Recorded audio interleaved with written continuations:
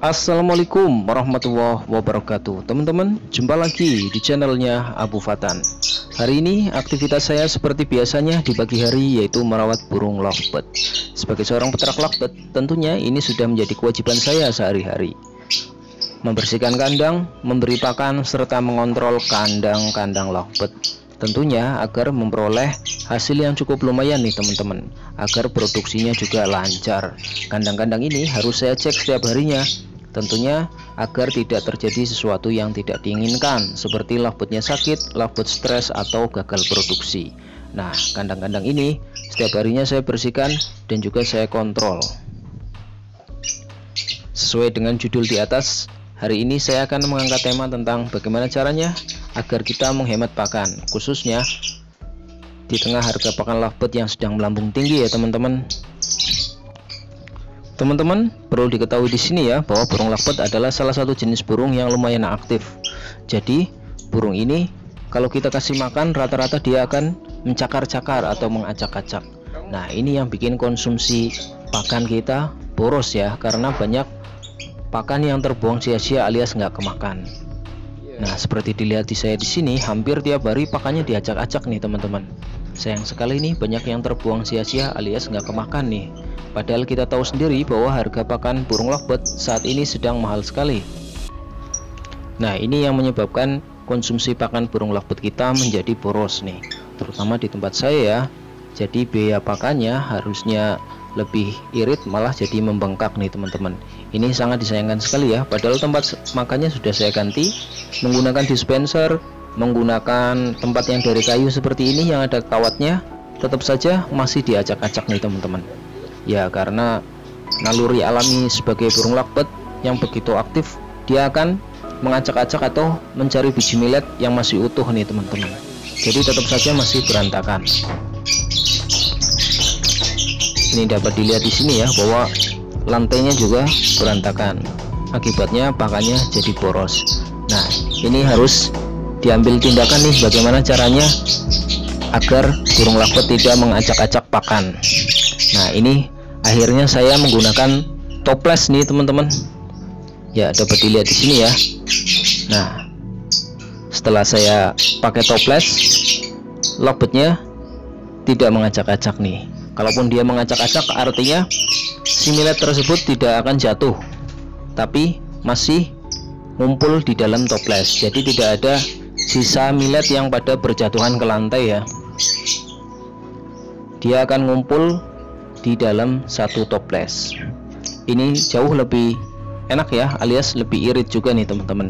Dan juga ini kapasitas satu toples ini bisa muat 1 kilo ya. Jadi kalau kita mau pergi kemana-mana lebih aman, tidak khawatir kalau stok pakannya kehabisan. Nah, ini juga sangat murah meriah. Toples ini saya bikin sendiri ya, dari bekas makanan nih teman-teman. Nanti saya akan sharing bagaimana cara membuatnya agar teman-teman bisa memanfaatkannya di rumah. Nah, bisa dilihat di sini ya, lovebirdnya dia akan masuk ke dalam toples ya. Toples dia akan masuk, jadi dia akan makan ke dalam.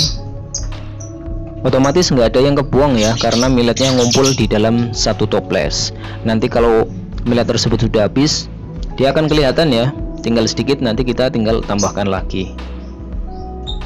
Jadi keuntungannya sangat banyak, salah satunya bisa menghemat pakan.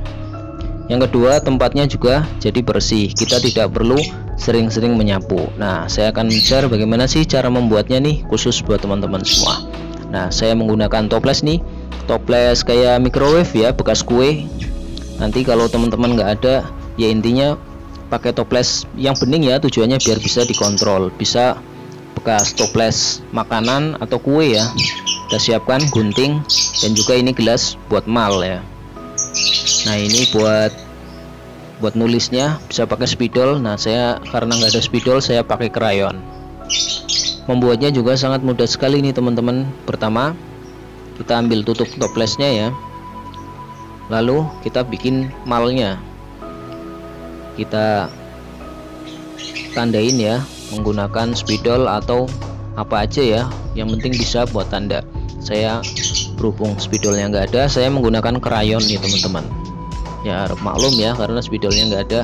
Nah, setelah terbentuk tanda seperti ini, bisa menggunakan gunting atau kalau yang mau lebih mudah lagi menggunakan solder ya. Solder nanti kita lubangin sesuai dengan tanda yang tadi kita buat. Nah, kalau saya menggunakan gunting nih karena kebetulan ini toplesnya juga tidak terlalu tebal alias tipis, jadi gampang.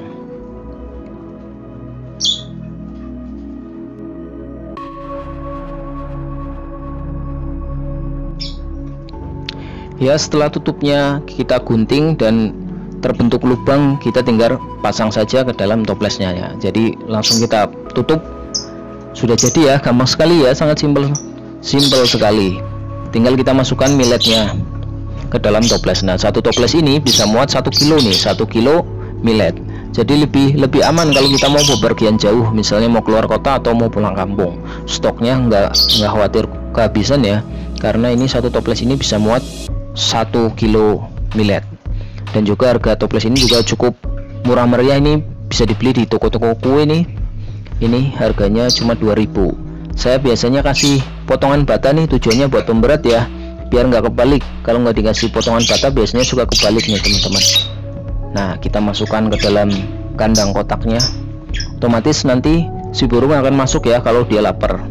Jadi nggak usah khawatir tempatnya berantakan atau milletnya pada kebuang sia-sia. Nah, dapat dilihat di sini burungnya langsung masuk ya.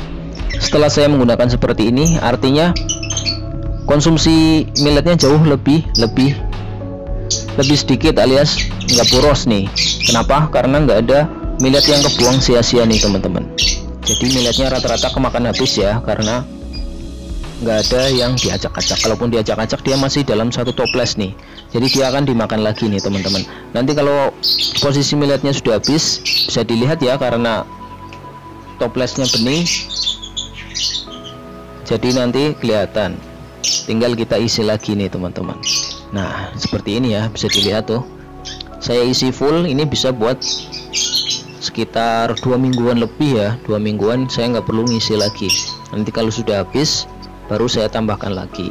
Nah, nanti cangkang-cangkang dari millet itu dia akan mengendap ke bawah ya. Nanti kalau tinggal cangkangnya tinggal kita buang, kita ganti yang baru. Nah, sangat simpel sekali. Jadi setelah menggunakan ini, konsumsi milletnya atau konsumsi pakannya jauh lebih hemat, karena tidak ada sisa-sisa millet yang kebuang nih teman-teman. Oke ya teman-teman, itu dia bagaimana caranya menghemat millet dengan cara mengganti tempat pakan yang tidak diacak-acak. Mudah-mudahan sih ada manfaatnya ya. Nanti jumpa lagi di video saya selanjutnya. Kurang lebihnya mohon maaf. Assalamualaikum warahmatullahi wabarakatuh.